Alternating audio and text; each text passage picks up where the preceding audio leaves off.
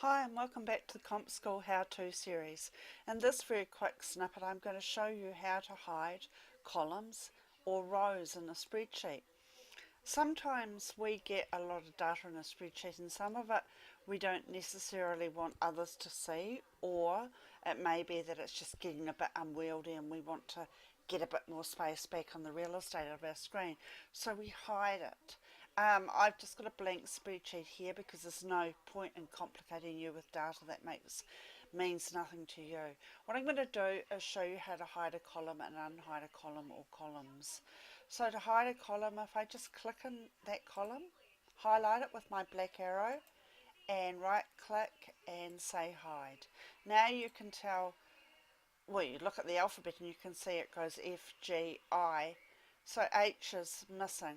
To unhide it, I would select G and I. Oh, having a funny mouse today. G and I. Right click and unhide. Comes back. I can do several columns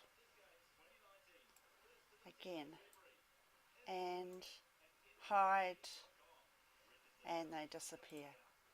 If I click, if I'm very clever, I might be able to click in there. No, I've got to select the column on either side, the columns on either side, and go unhide.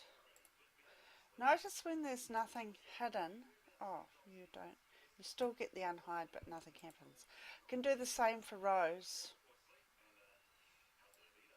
So I can hide some rows, select the whole row, hide, and again select the rows on either side of the hidden rows and unhide. Another one of those things in Excel that's really useful and really simple. So that's all from CompSkill today. I'll see you next time. Thank you.